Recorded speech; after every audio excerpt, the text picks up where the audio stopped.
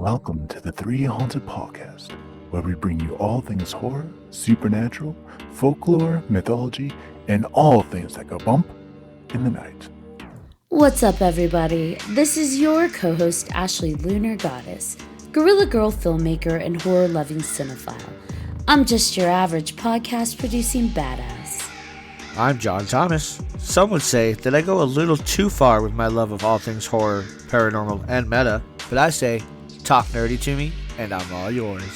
I'm BJ Sewura, an aspiring paranormal musician who plays live for the dead because the living just doesn't want to hear me.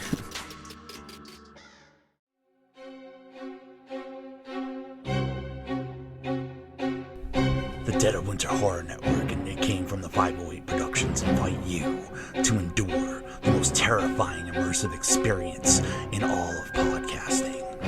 Beneath the Red Umbrella, now available wherever you listen to podcasts. Beneath the Red Umbrella, when the snow falls, the killing season begins. What's up, ghouls, gals, and all of our horror lovers out there? In today's episode, we'll be diving into the world of Stephen King, as well as Penny Dreadful, the TV series.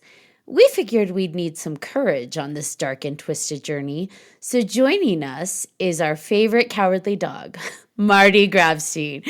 Welcome back, Marty. Courage! That's some courage for the journey. That was all John. He has fun with that. Hello, Oh, yeah. ghouls and goddesses. Ghouls and what? I say ghouls and gals, but I like ghouls and goddesses too. That's Either wonderful. way. I'll take it. Ghouls and goddesses. Hi, everybody. So welcome back, Marty. How have you been?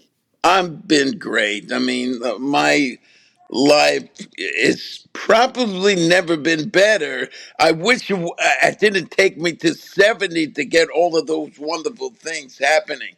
But, as long as I'm still alive, it's going to be okay. So I'm doing great. Number one, I'm on the convention circuit all over the country. 26 shows this year. It's a wonderful the barnstorming tour. Like used to say in the old time with baseball. That being said, I have a wonderful marriage. I have two wonderful kids. One is in college studying in finance. Somebody needs to get the money straight with this family. And the other one who is autistic and 23 years old, we discovered that he actually is able to completely communicate via, even though he is nonverbal, he can communicate completely via a letterboard. So our whole lives have completely reinvented because of this discovery. So it's a wonderful time. I lost 60 plus pounds and I'm working out and I have strong, I have muscles. I'm going crazy. This has to happen at 70 years old. It's too bad, but it's better late than never, they always say, right? Yeah, I think that's great. And speaking of the convention circuit, you and I were recently in Bangor, Maine for a convention, an anime convention, which for you not being an anime character, you killed it. Thank you. Thank you. Everybody loved you. But for those that don't know, and shame if you don't know, Bangor, Maine is the home of Stephen King. So unbelievable.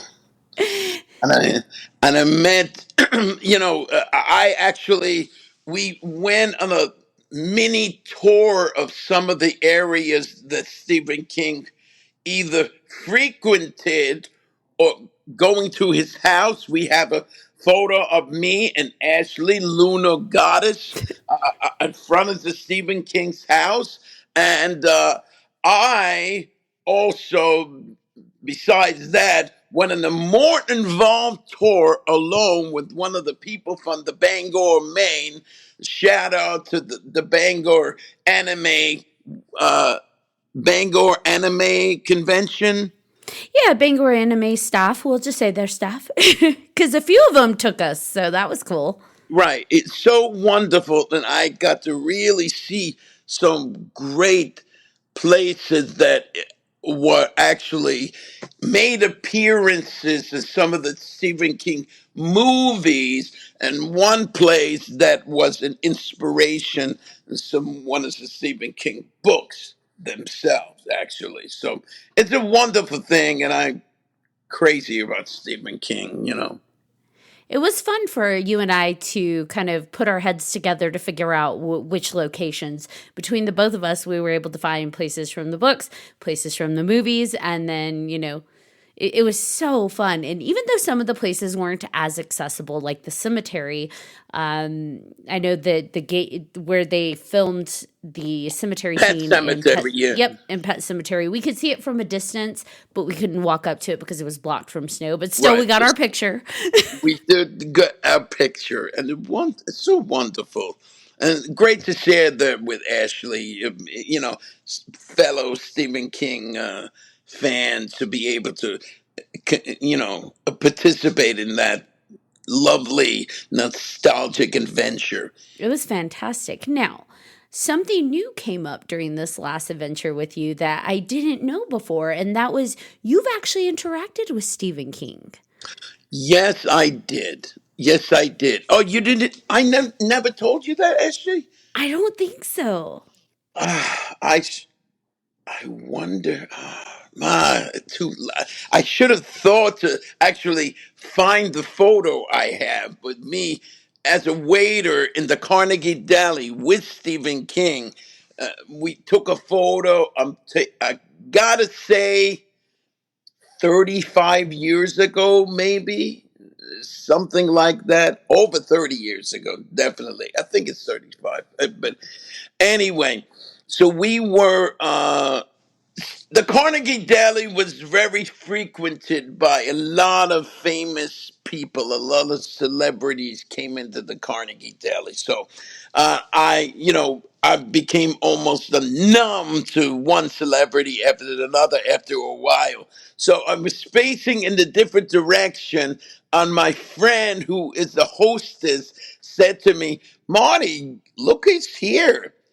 I turn around, and standing right next to me, like 6 inches away from me, is Stephen King. And I just go, "Oh!"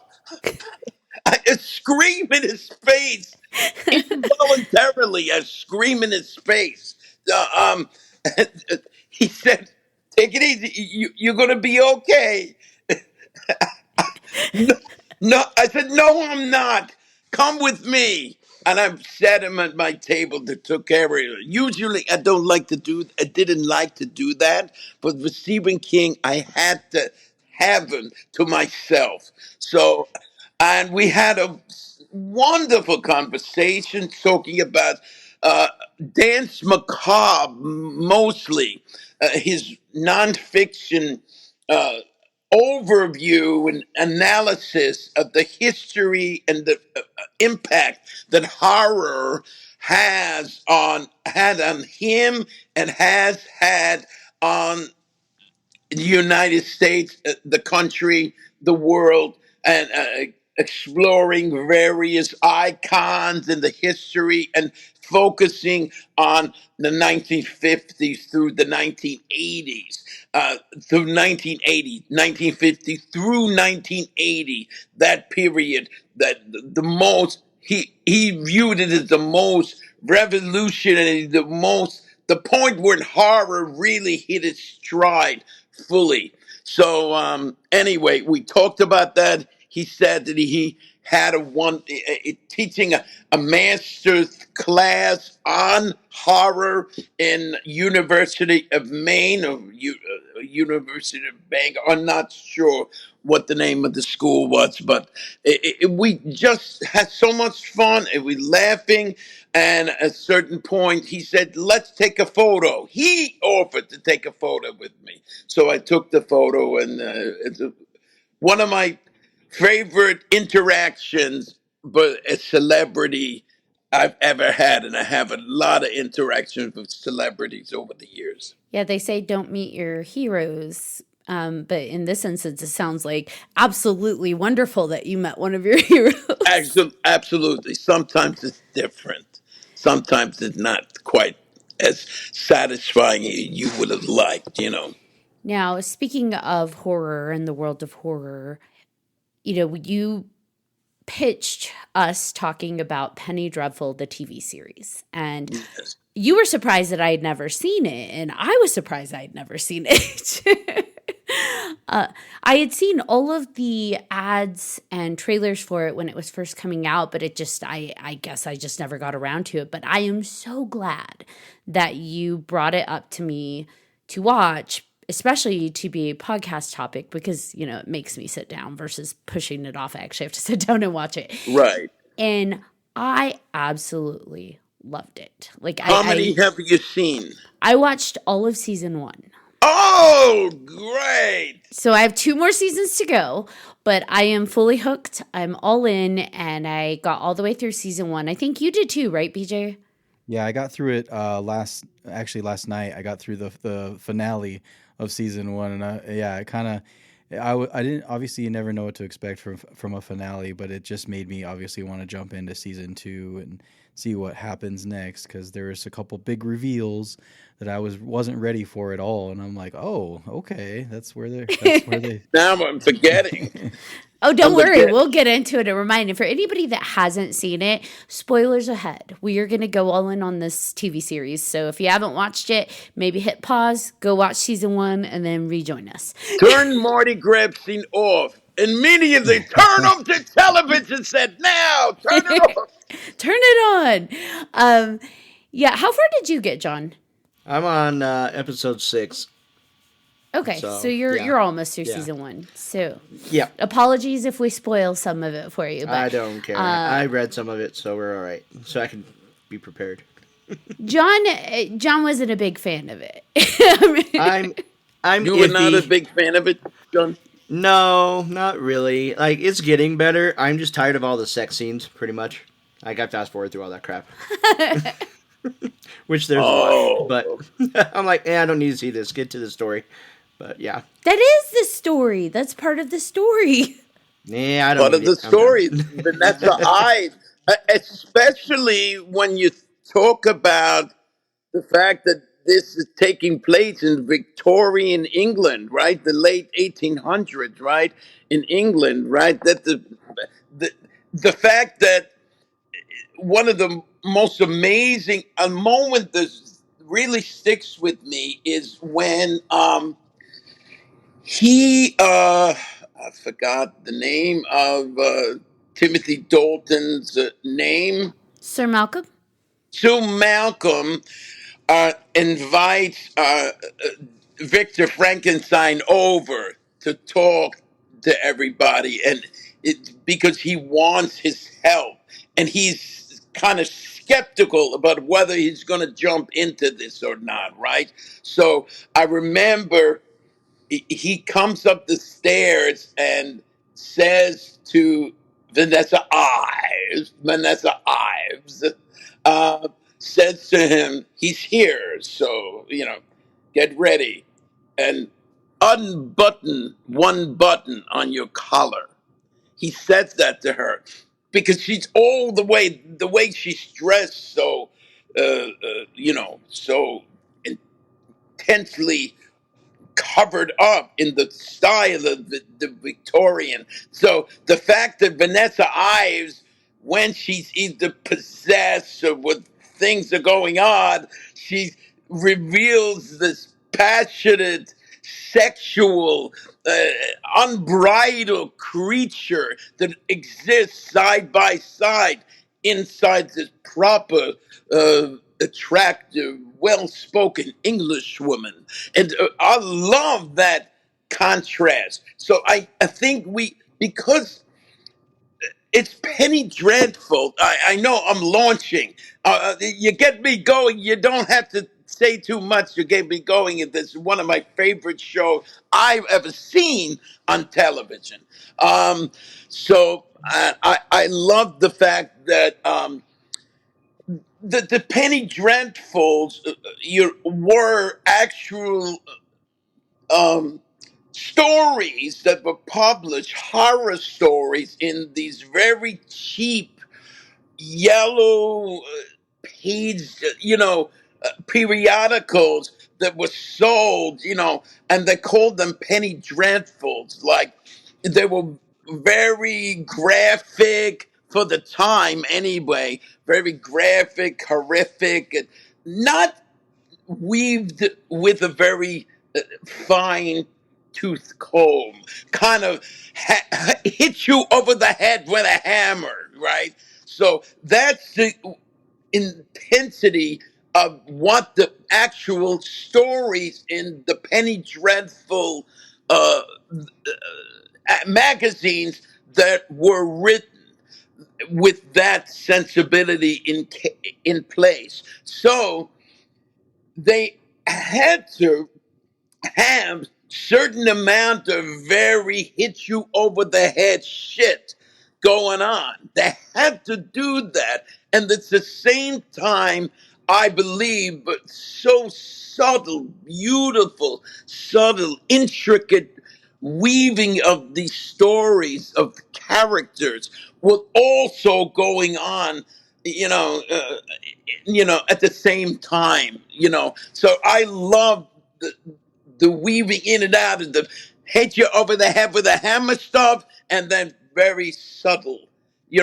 That's what I love about it. So I'm sorry about the sex stuff, John, but I'm not sorry about the sex stuff. I think that in terms of TV series, yes, it's a lot of sex. However, it propels the story forward. It's part of the story. It's not gratuitous. So, for example, one of the first sex scenes we see is within the first 3 or 4 minutes of the TV series, and it's Ethan Chandler. But the more you learn about his character, it makes sense. And then it's like, oh, what felt maybe gratuitous at first, aha, how smart that was, because you find out who he is.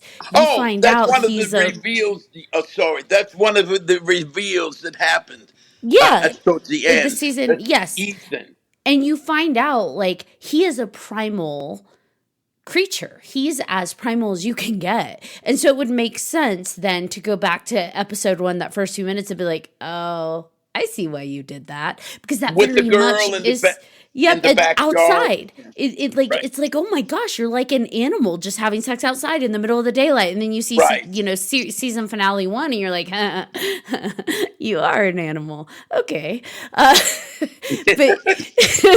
but the same with Really? Dory. Yeah, I mean, and the same with Dorian Gray. I know he's the one that's, essentially he is the one that is initiating most of these sex scenes throughout season 1, but that makes sense because if you know the story of Dorian Gray, he is a character that is known for living in pure hedonism, pure lasciviousness, and that's who he is. And you take it a step further, he's the mirror, he's the darkness and the shadows that exist in every human. So by him having encounters with every single character that we're coming across, he's really just reflecting and mirroring the darkness in them.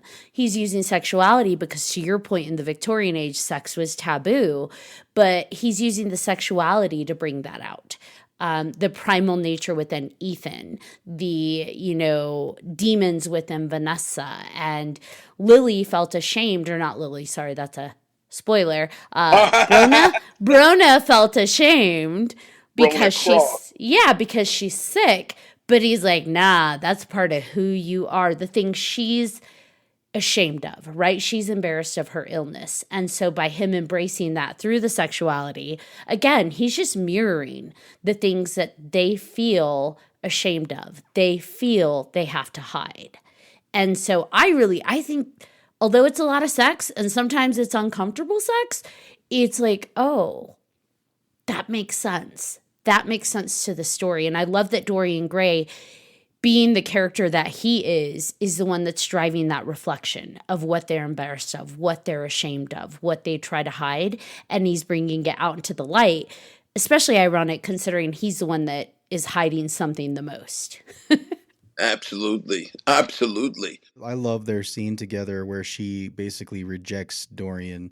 She's like, "You've never felt this before, have you?" And he's like, I feel something. I don't." It's like he doesn't like it in his face, right? Because every time you see him, he's always so like lively and happy. And then when she rejects, she's like, "It's rejection." And then, That's for season one. yeah, Yep. But that's in the botanical garden, where Oh, they're looking okay. at Rothschild's That's right. flower. That's right. So it did happen in season one when they didn't go to the ball. They went to the seance. Yes, that And one. going, by the way, what the single most memorable scenes possibly in the whole series of that scene. But they were gathering, and he came to the seance, and he was gathering, he was uh doing a whole uptake analysis of Vanessa and what she's about, noticing clues, noticing she was dressed in Victorian garb, but was the only woman in the room not wearing gloves. Wanted to have attention, and so at the same time resisting that attention, the push pull, the yin yang of what she is, which is explored amazingly well in season two. That yin yang even greater. That part, but I'd say away from that right now. Uh, we can do spoilers for the viewers, the not spoilers for the people that actually want making the podcast happen. I have to respect you, but I have to respect you, but not the viewers. I want to make it clear. You know what, Marty? We'll watch season 2, season 3, and then we'll come and do an episode part 3. Absolutely, anytime. It's all Penny Dreadful. Oh, Penny Dreadful.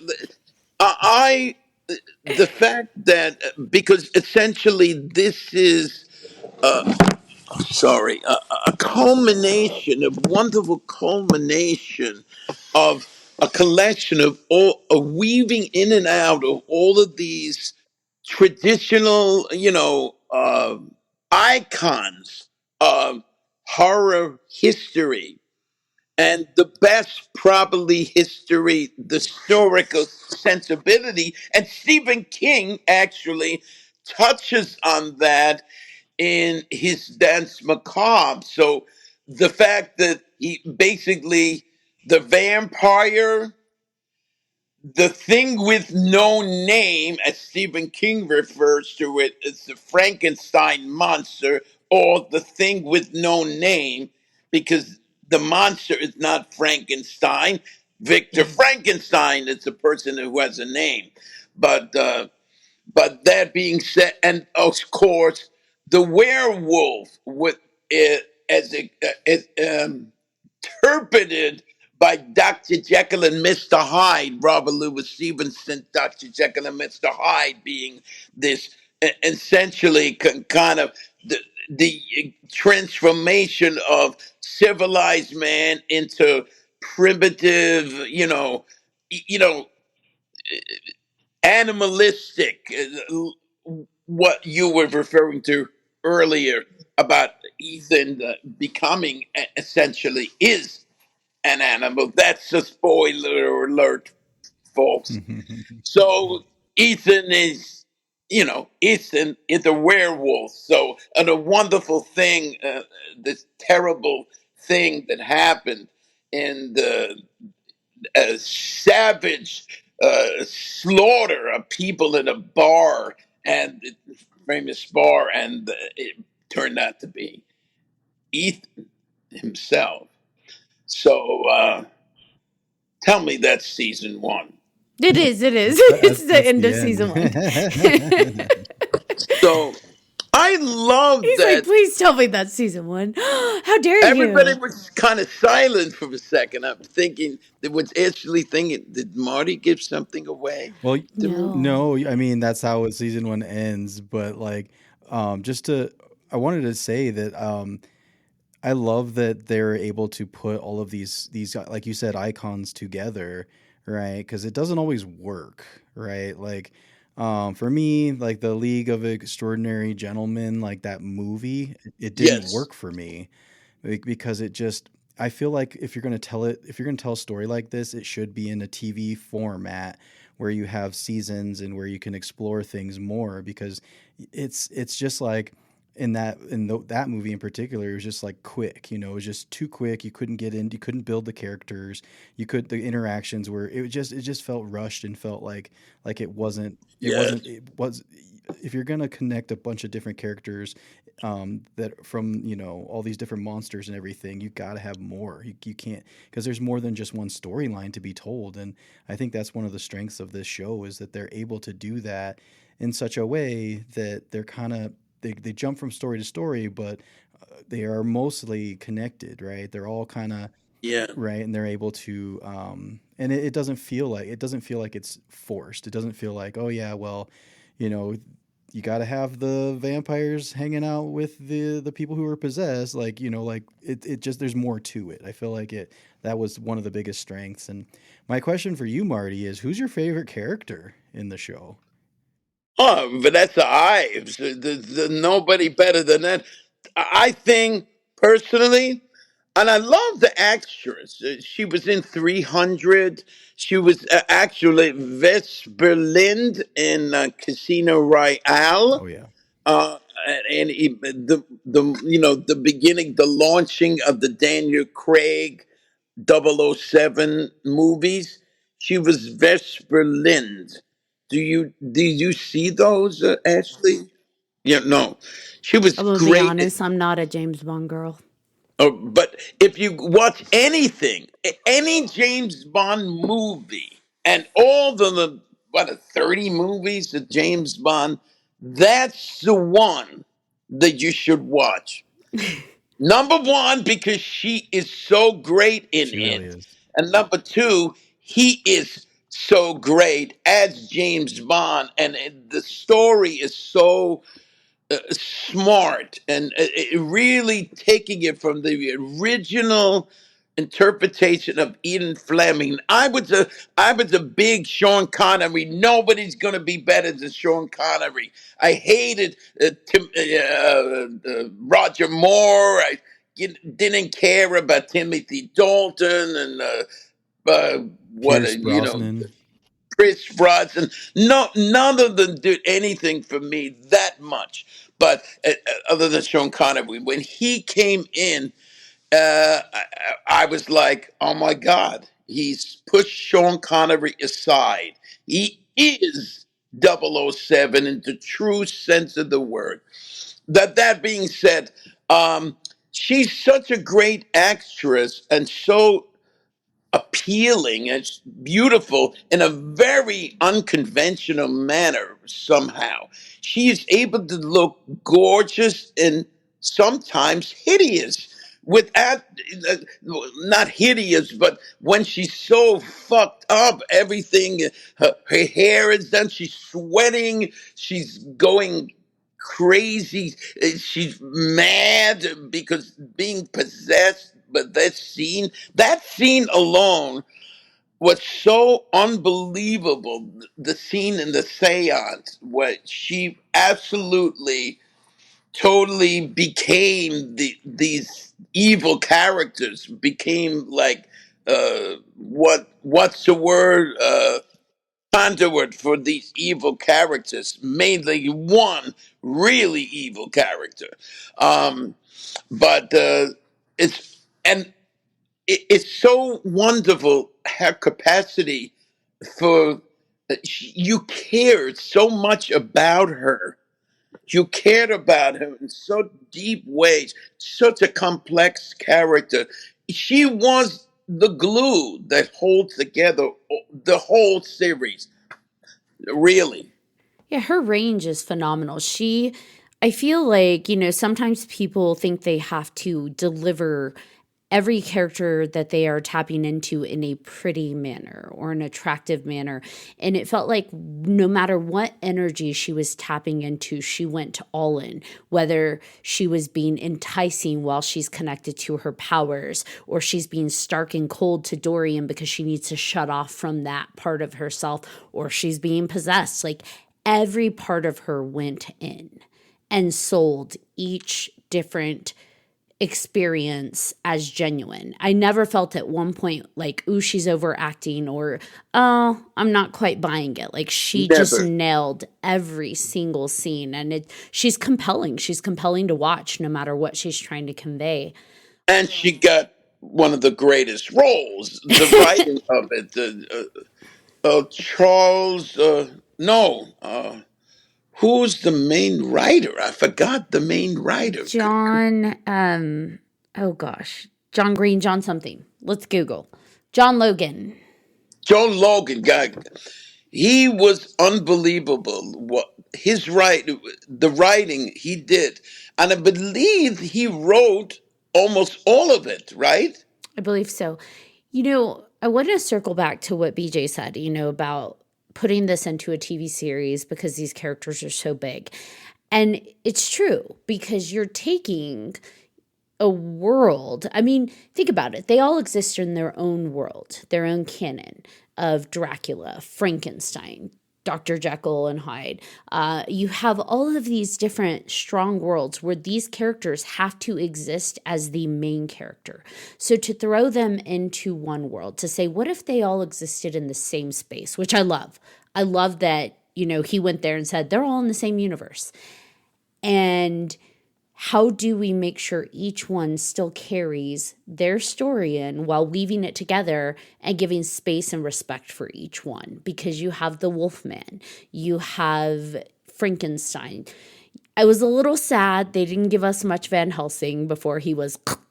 I do love, though, that it was Frankenstein's creature that did that. I'm like, oh, look at these worlds combining to be taken down by a no-named creature versus, something big like Dracula. David John Warner, Cleese. right?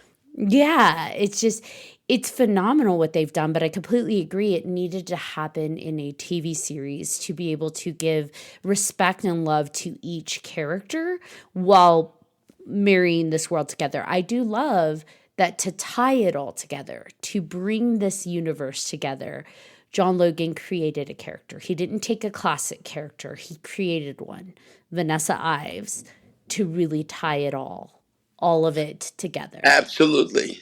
And maybe my second favorite character was Brona Croft. And so both of them women written with such respect, such dynamism, wonderful women roles. They talk about not enough great roles for women. These two roles are like some of the greatest roles for women. Rona Croft in a more supporting role was such a strong part of and she. But I'm not gonna give any. I'm not gonna say anything. I love Brona too. Like I was so sad. Like I was so sad about like just everything with her character. Like I loved her dynamic with Josh Hartnett. He was so like both of them. They were just so great, and just everything that happened between them, and then on their own, right? They had their own individual stories. It wasn't just their connection, right? Which I think was really smart to do. Right. And yeah, And there was such purity of love between those two. That was maybe the only pure manifestation of love between two people that we see in the whole of first season. When you think about it, because the love that Malcolm has for Vanessa is conditional because he's complicated. He feels like she's a daughter, but he's also wants to find his real daughter, and he knew that Vanessa was privy to much bullshit about his dalliances, and somehow he somehow blames Vanessa for the loss of his daughter, uh, even though it's not actually her fault. But he wants to utilize Vanessa's powers to find his daughter. So he took her in, but all he's not pure, Malcolm. He's a dark person also. He is so much he's capable of not caring about people, and the Frankenstein monster, the second one, not the Proteus, the sweet Proteus is so sweet, and then But John that's Clare is heartbreaking. Like his monologue when he is talking to Victor Frankenstein and Victor's got the gun to the back of his head and he's just like pouring his heart out. And can we just talk about the amazing acting from Victor Frankenstein to see him like that subtle shift from just, I'm going to shoot him. And then I don't remember the line Frankenstein delivered, but something along the lines of, I would have rather been a dead corpse than a feeling monster. And just like the shift on Frankenstein's face when he said that and the tears he evoked, that scene for me was just phenomenal and heartbreaking. Yeah, because Frankenstein, who's this ruthless, or I'm sorry, not Frankenstein, the creature who's this like ruthless killing monster, you just get such an insight to the amount of hurt and pain he feels. Yeah. And loneliness and sadness, and it's heartbreaking. And you see Victor's heartbreak. So you not only feel it, but you see it reflected on a character. And I'm like, oh, what a scene. Well, even Frankenstein's monster, just his acting ability, just that the whole time, when he has the interaction with that woman at the theater, Maud. oh God, it was so sad because she's like, oh, haven't you ever felt happiness? And he's like, oh no, that's for other people. Happiness isn't for me. Like, It's so right? sad. It's so sad. I really wish, I don't know if it was a missed opportunity, but having at the very end, there's a battle, spoiler alert, battle with all the vampires and stuff. Like when they're all pinned down and cornered, that's when I was like, oh, the Frankenstein's monster is going to come help them out. Like I wanted that so bad. I know it didn't really like fit necessarily, but like I wish there was some way to have them come in and fight with them, right? But again, that's just more of fanfare kind of thing. It's like, oh yeah, but it wouldn't But have he's not a worked. hero. I know. Yeah, I like know. he doesn't he hates, at least up through end of season 1, he hates humanity. Right. He yeah. hates he distrusts humans. The only human he trusts up until this point is the theater Sure. director, the actor who took Sweet him in and showed him man. kindness. Yeah, and like that's the only person, even up through the end of season 1, that he trusts and cares for. Anybody else is just fodder to him because he's like, they're all evil, they're all awful, and he's probably not wrong. Yeah. Well, nobody showed him kindness, exactly, right? Yeah. Except the theater guy. And yeah, and again, I know it's just me thinking of like in a battle, the Frankenstein's monster would probably be a good guy to have on your side. Yeah, I guess so. But I That's mean, not who he is. because absolutely, and also there's it's interesting. There's this community that becomes established with Vanessa and Ethan and Malcolm and Victor and what's the name of the Ethan. black guy? Oh, Simbane? Is it Simbane? I think so. Yes. Also a fascinating character. You don't get too much of him by design, but he is you can what you do get is his undying allegiance to Sir Malcolm, and also for the forces of good. Something that I really loved that this, I love, let's change it to present tense. I love that this show really explores the duality of human nature, because and assumptions, because we have characters that are supposed to be holy and are supposed to be on this higher level of morality. You have Vanessa, who's praying every night to a cross in her room. You have Sir Malcolm, who's supposed to be this explorer that's helping humanity, but they are two of the darkest creatures. Like, she's literally carrying a demon inside of her. But then you have someone who's supposed to be this like unbridled Wild West gunslinger, who is probably the most kind-hearted character in the entire series. You have Ethan, who's looking out for everybody and really trying to keep his primal nature in check. And I love that they explore the duality that all of these characters, whether it be Frankenstein's monster, whether it be Victor Frankenstein, a lot of people read Frankenstein and they watch the old Frankenstein movies and it's like he's this mad doctor, this mad scientist. And in this TV series, he is given so much more than that. And I love that. I love that they're adding complexities and layers that are believable. Absolutely. And somewhere, once in a while, you do have humor. Not too much humor, and not a big humor show. And usually, I prefer more humor than we get, but there is humor. And one of the funniest lines that I heard in the whole series is, all after all that stuff, Ethan comes, Vanessa summons him, show up here. He shows up. He doesn't know what's going on. All of the vampires are happening. They're talking to each other. What is that? We gotta get my daughter because she no and the monster. And he says, "Who are you people? Who are you people?" I love I love that line somehow. Yeah, that's funny.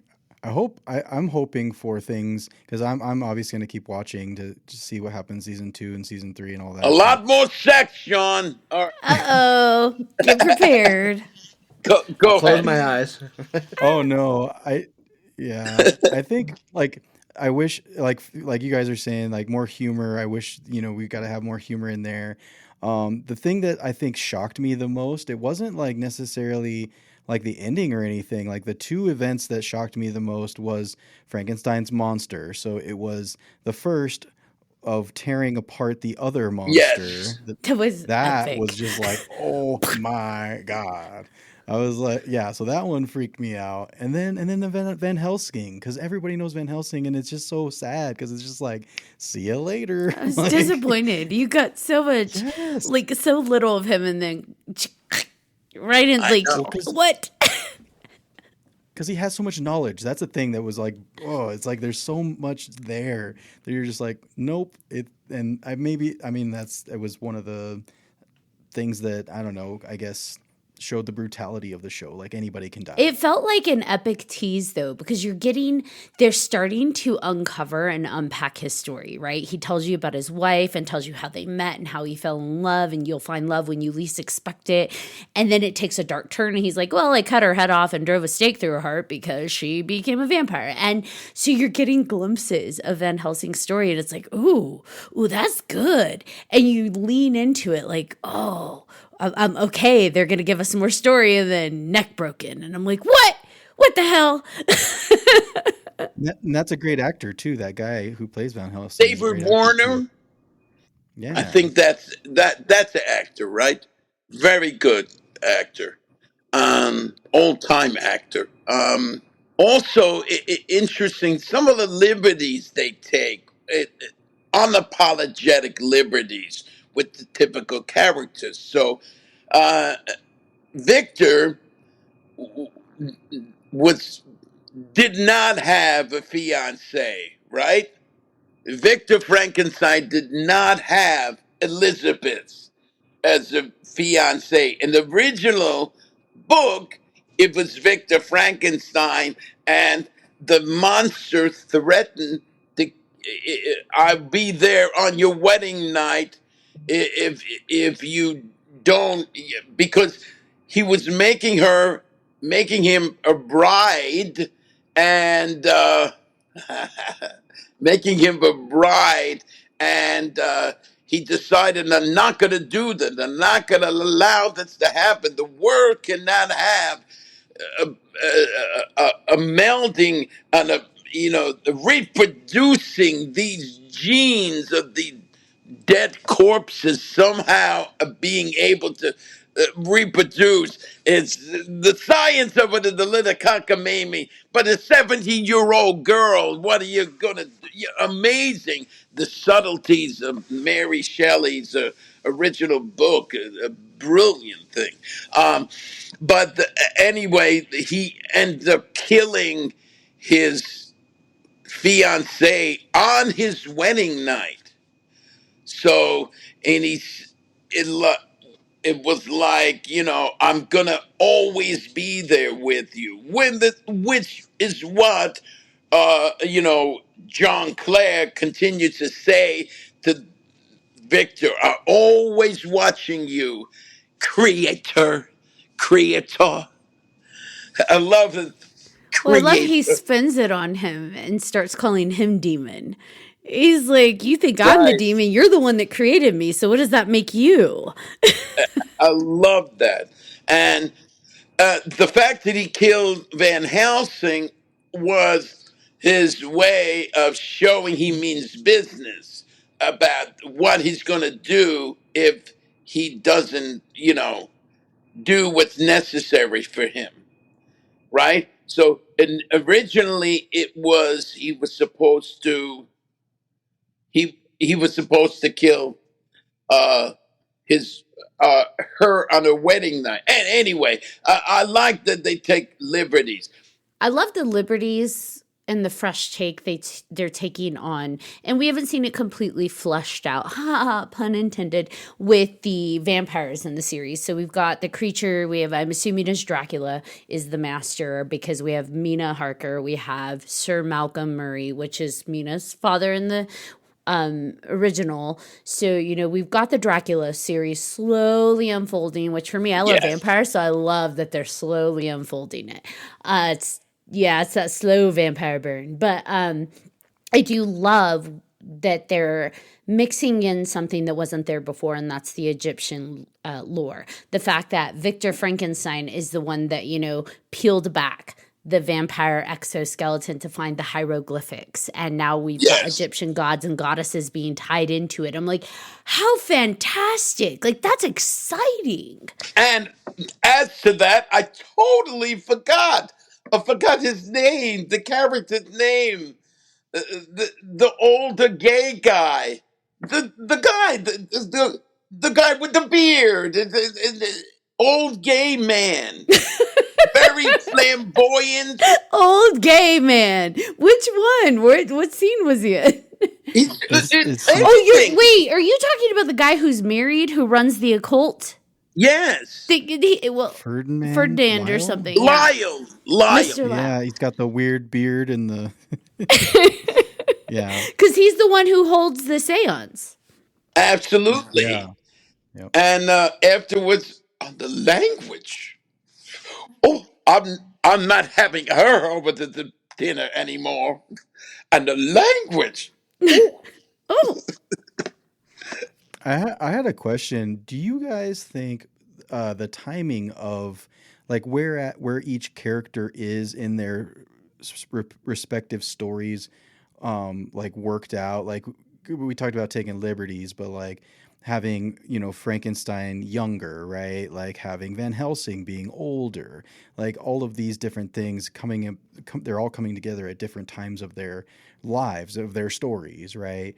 And I guess the only thing for the Van Helsing that was okay, I guess, is that because we're coming to him as he's older, like he's already had a lot of adventures and all of the things, right? Like we're not cutting his story short. And I think when they're taking liberties, at least they're not taking away, all of the stuff that made him a great character. It wasn't like, nope, that never happened. He just got snapped by, Frankenstein's monster. He didn't do all of these things with Dracula, you know. So that was the thing. I didn't know if you guys felt that it was the placement of each character in their lives and how old they are and everything. And does it matter? Do you think it was done well?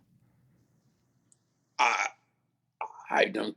Number one, I don't think any of it matters because it's a reimagining of basic icons, and a certain amount. It's faithful. Enough of it is faithful. I totally can get next to the reimagining. It's not a problem, the reimagining, but as for Van Helsing, he was not a young man anyway. He was somewhat an older man. Maybe not as old as David Warner. David Warner was a man in his late 70s, maybe early 80s. He was quite old, right? The Van Helsing in the original movies, the Bela Lugosi movies, he was a man. He just had gray hair and he was older. I think he was maybe the man in his 40s or 50s. I am the fact that he made it much older. It doesn't matter. I mean, to me, he was older compared to is certainly older compared to Frankenstein, who was so the distance between the two. And interesting because Van Helsing was not connected in any way with Frankenstein. So the fact that he was somehow his mentor in some way, a friend, it just there's not no way. I think I if you get involved and you're not buying it, you're not buying the whole series idea. The cross ventilating of these wonderful stories, you have to have certain things connect naturally. Otherwise, it will be like Ashley said. It will be kind of forcing it on us rather than happening organically.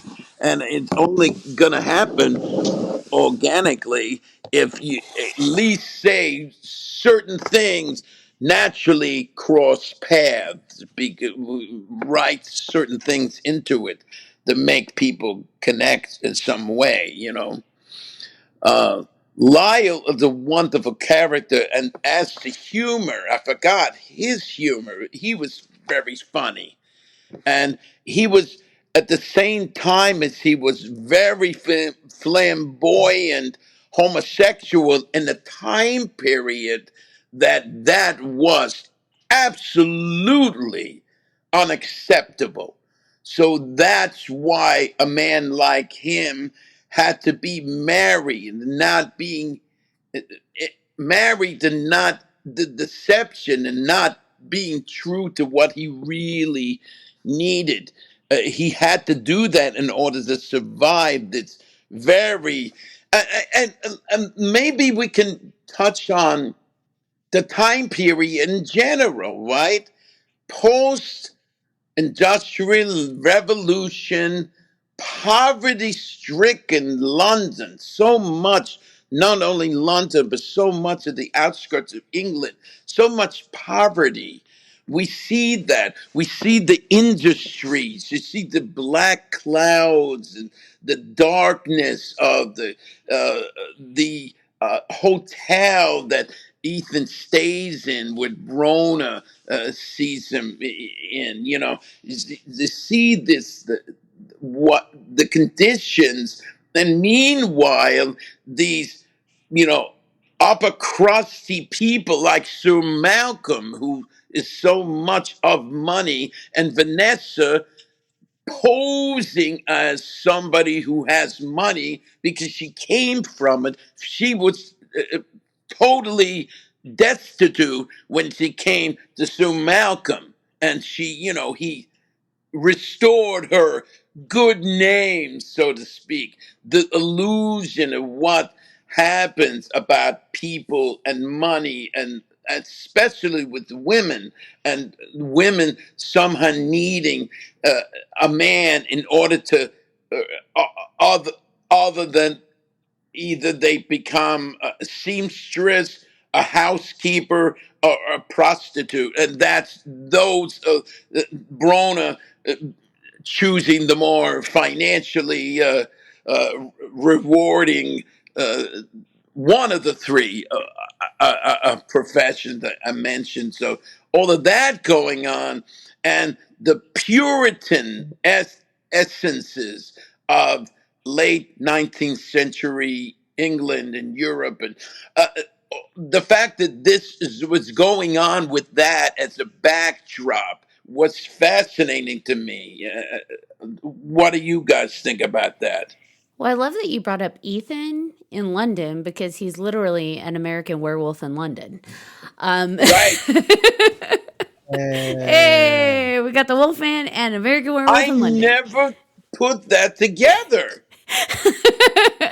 I don't I know. never put that actual reality together. I knew it was American. He was a I'm werewolf. hoping that was intentional by them to have the Wolfman and American Werewolf in London. But if not, I'm tickled pink regardless. But Right. back to BJ's thing about asking about the age, like where they are in their journey. So I do want to touch on that for a moment because Victor Frankenstein, I think they chose the perfect age. He's still young and impressionable. He thinks he understands the world better than anybody else. And isn't that typically a young person's stance, right? Yes. That they know it all. And so he thinks he is above everyone and superior in knowledge and understanding the world and existentialism and all of that. However, he's still very young. And you see that in how he interacts with others. I mean, Miss Ives literally calls him out on being a virgin. And so you've got this guy who's very young in his journey and he's already doing dangerous things, right? But he still has a heart. He still has a lot more humanity than the others do to an extent. And what I find interesting, and I'm curious to see if they're going to unfold in season 2 and season 3, is that while he has created a monster through all of his experiences, through losing Van Helsing in such a violent way, who happens to be his mentor, and through everything else he's going to experience, is he himself going to be turned into a monster? Is he going to become Frankenstein's monster? Because we've got him at a young point in his life. In the grand scheme, we've got characters like Ethan Chandler, who he's a bit older, but he needs to be. He's not so old that he's fully set in his ways and kind of focused on himself, but he's older to where he understands how the world works and that maybe he doesn't understand everything. I think he even delivers a speech to Sir Malcolm about that. Like, we don't know everything and you have to be okay with that. So I love that we've got different characters of different ages and different experiences going on. I'm curious to see, because Victor Frankenstein is the youngest, what's going to happen to him. What is his trajectory? What is his path now that he's in this world of vampires and of wolves and everything else? What will that do to him? How will that shape him? And so I do love what this series is doing. And I'm a little bummed to know that it's only 3 seasons, but we'll see. We'll come back after season 2 and 3 and see, like, what do we feel? How do we feel about it? I got a lot to say about it being over. Now, to your question, Marty, I will say, how do I feel about the Victorian backdrop and the reality of, the realistic element going on? I think it adds to the tragedy. I think it adds to the melancholy. And I think it helps pull people into reality enough that the emotions are real, right? When we see things happen to Brona, you're torn apart by what she's gone through, not because she's interacting with a werewolf or because she's taken in by Dorian Gray, who's an immortal. You feel heartbroken for her because of the reality, because she is in destitution, because she is a prostitute, because she has tuberculosis, and there's so much of her story we don't know. So I think they chose a really wonderful backdrop, and they give you just enough of the history so that these people still are human. And that adds to the tragedy. Absolutely. And BJ asked me what my favorite characters are. If you look at the characters, so many of them are so severely flawed. So, to John Logan's, credit, he painted these severely flawed individuals and make you have to care about them. You care about Sir Malcolm and his search for Mina. You care about him regarding that.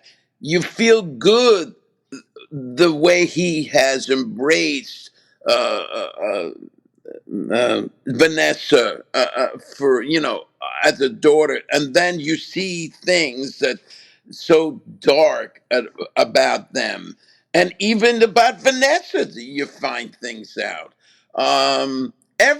Nobody is free of darkness in this. Isn't that what Dorian says, though? What man doesn't have a secret? Right. Oh, I forgot that. He does say that, and he's not wrong. Like, yes, we have these stark characters with these grand, juxtapositions within themselves. You have this pious Catholic woman who also carries a demon. She had sex with Lucifer.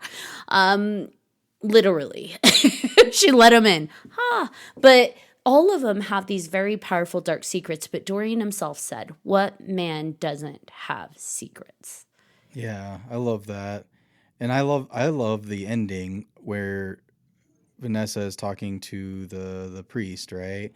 And he asks her the great question, right? Like, let me ask you a question. Like, would you want to be normal? Like, would you not want all this stuff happening? Would you be okay to be normal? And then it just ends that way, right? It's like she doesn't say yes, she doesn't say no, but she definitely doesn't want to She be takes a normal. breath. She's going to answer. And then they're like, cue credits. I'm like, no. And But that's the last moment of the season. yeah, he Hmm. actually, I love the way that the writer put it. He said that the reason she has these gifts, the reason she can see into the future and has these gifts that make her special and different is because she has the demon. He tells her that the gifts come from the demon, which is like, what did he call it? Like a kiss, like a backwards kiss from God or something like that. And he's backhand of God. And so he's like, now knowing that all of that comes from that, what makes you special comes from that. Do you really want to be normal? Because by taking away the demon, she won't have her gifts. She will no longer be different and unique, which is what she prides and curses herself with.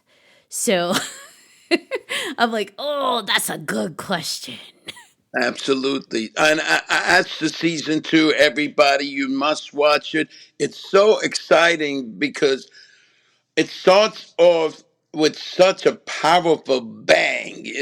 And starts going and doesn't stop. And it really just a frenetic, pace of craziness. The evil that is inherent in the second season becomes more localized. A lot of the evil, the thematic through line of the second season has a more focusedly localized evil. So you take these characters you get to know, and somehow they are able to, some of them are involved in this, some of them are not involved at all in the main through line because this continues to be many side stories, but this, for the viewer, is very satisfying. The second season, some people love the first season better than the second season. I love them both equally as much, uh, because the second season m- gives me that roller coaster ride I'm wanting in traditional horror etiquette. Gives me this uh, something I hanker for and hankering for, and they give me this. um, continuing to be following the stories of these tragic characters weaved into it. So it's wonderful. To me, is one of I certainly The Sopranos, Breaking Bad, and Better Call Saul, and right up there with those. To me, Penny Dreadful personally belong in that air, rarefied air. Personally, most people would disagree with me, but I that's the way I feel. Well, they say the antihero is the most tragic character in literature and pop culture, and this is a series filled with them. We do not have one straightforward hero or one straightforward villain. I mean, other than Dracula, but we haven't seen a story unfold, so I'll hold out on that one for now. Not yet. but we, with that season one, we have all of these tragic characters coming together. The thing I love about this is they're not just bad people doing bad things. These are people that are warring within themselves, fighting their own personal, sometimes literal demons, and trying to still navigate their way. And I love that. Now, my question to you, all of you, I'm going to pose a philosophical question based on that. Because these are all people that have had these scenarios thrust upon them, whether it be willing or not, because she did technically allow the devil in. If you were given gifts and it came from a source other than something divine, would you keep it knowing you could help the world? Or because it was from a non-divine source or an evil source, would you say, no way, I'd rather be normal? That's a great question. If you can help the world, But knowing it's an evil source, right? Well, Vanessa, what would you choose, Miss Ives? Damn. So I can go first if everybody's cool with Please. that. But Marty's I I think, still have to think about this. I honestly think, I mean, I would probably do it because again, it's like self-sacrifice, right? At that point, as long as it's all about your intention, right? If you're in it to help people and you do help people with it, whereas if you didn't have those gifts that they would suffer or die early or something like that, then yeah, then that would be worth it. But I also worry that because it's inviting a bad entity, to do those work through you, that there's going to be consequences to you directly or people that you love. So maybe you're helping other people that are strangers, and yeah, you're helping a lot of people, but your personal life and the people who are you're closest to will probably suffer the most in that trade-off. And I feel like that's the real question. And unless you're like somebody who doesn't have anybody, then maybe, I don't know. Well, and by allowing it to be, utilize you to be that catalyst or conduit for it, if at any point you don't keep it in check, do you potentially risk destroying those you are trying to save? So, and also, how are we helping the world?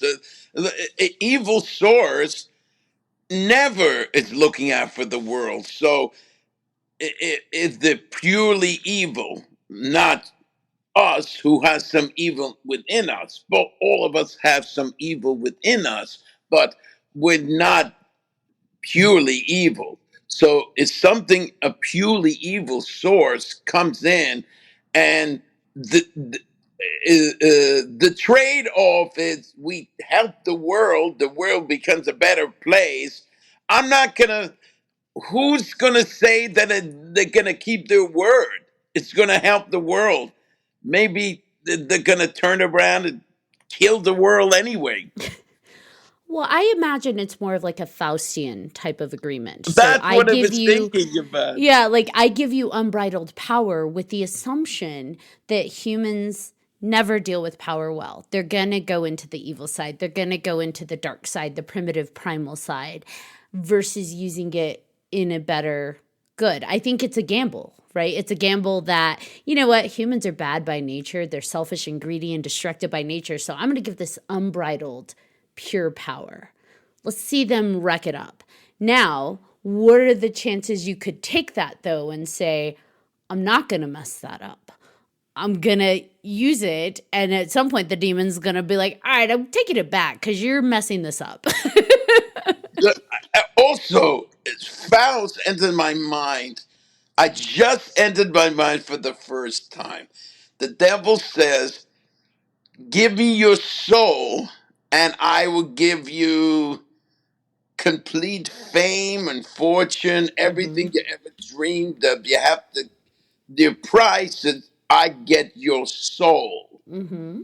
And then it was thinking, what does the devil care about some guy's soul? Who cares? He's a devil.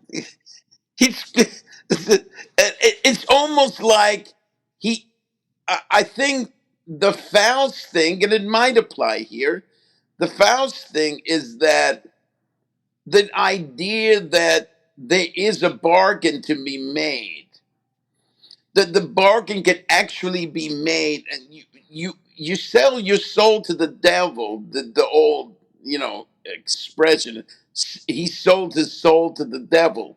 So basically, the devil supposedly can't do anything without your permission, but he's, kind of lures you to give it to him. Same like the vampire. You can't, the vampire can't go into somebody's home without being invited in. But he makes it that you do invite him in. So he lures you into inviting him into your home. The devil lures you into giving him your soul in place for all of these riches and fame and the woman you always wanted, whatever it is, And somehow things inevitably go wrong, right? So if everything always this it never works that well. It never works that well. In any story, you sell your soul to the devil, he gives you cool shit. What happens when you die? So you're gonna die. The idea that's a old Christian philosophy, and being very invested in what happens after you die. If you After you die, you're gonna go to heaven and to God in the bosom of your Lord, or when you go, you're going to hell and in unending suffering and burning and horror for eternity. But you don't not worried about that now because right now I'm alive and gonna have a good time. So it's kind of that is what I think the soul to the devil represents essentially. I think it depends because I know if we're going to get theological, philosophical here, I think too it's the notion that if we're going Christianity based, that it's not the individual souls that the devil wants. Because you ask, why would the devil care about one man's soul? I think it's the notion that, in Christianity, God created humanity in his image. And so every time the devil can corrupt a human, it's proving God wrong. And God is supposed to be infallible. And so Right. it's destroying that idea of being infallible, as well as by extension, because they are made in your image. If I can corrupt them, you're corruptible too. Ah, okay. I like that. That's good. I like So that. I think it's not about the one man's soul. I think it's about No, what it represents by breaking human a larger souls. picture. Yes. And the implication is, I think it's an allegory anyway, the Faust story, even though it was not written to be a formal allegory. It is an allegory, and it's representation, a small representation of the larger picture of so many people buying into this m- lack of morality. Pay off now, and don't worry about the morality, the love, the things that really matter in existing in this, theological way, that God becoming one of God's children, uh, j- just wanting to have the payoff, sex, money, power, unbridled,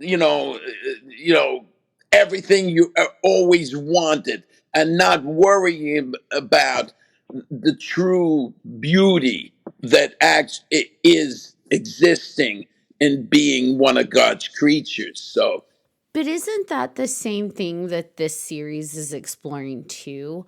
That whether you're choosing the hedonism and the giving into every pleasure now, or doing good things so you can get every pleasure later, it's all the same self-serving I want pleasure, whether it's before or after I'm alive.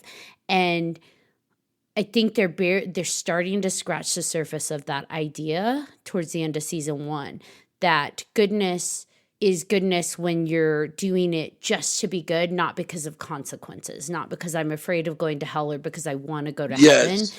but just being good because you're coming from a place of light and love. And I hope that this series explores that more, because I think it's an interesting question that I think they're starting to scratch the surface on, because it comes up when they're talking about saving Mina. And, you're seeing that as they talk about Frankenstein's monsters experience, John Clare, and what he's experiencing. So I do hope they dive into that more, because I think it's a great and powerful topic that doesn't get talked about as much. Absolutely. Such a good time talking about all this. And I would like to come back after you guys do. Ashley, let me know when you get done with season 2. Let's talk about it. Why? Okay.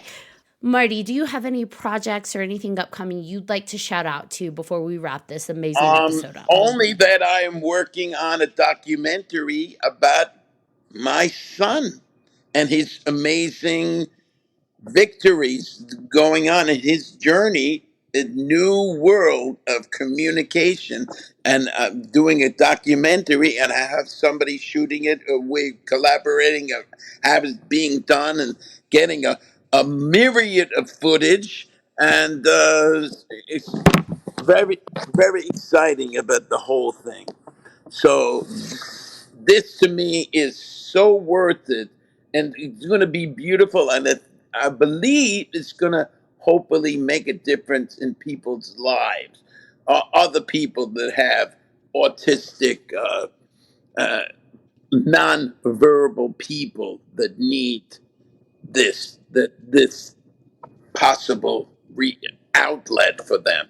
So I'm very excited about this. Amazing. Well, guys, this has been an awesome episode. Thank you for coming on, Marty. We love you. We can't wait to do another episode Love with you you. too, my dear. Thank you for introducing us to this show. I look forward to the next conversation. All right, John Thomas, you want to bring us home? I do. Thank you, Marty, for coming on. It's always a pleasure, and I cannot wait to see you again very, very soon. And thank you to all of our listeners for listening to this episode of 3Haunted Podcast with your hosts. I'm John Thomas. I am Ashley Lunar Goddess. And I'm BJ Segura. If you have any questions, comments, or episode suggestions, please feel free to email us at 300podcast@gmail.com. And if you haven't done so already, please like, follow, and subscribe to all of our social media. You don't want to miss amazing guests like Mr. Marty here. And don't forget to check out 300podcast.com where you'll find all of our past and current season episodes, as well as guest information and all kinds of awesome merch. Until next time.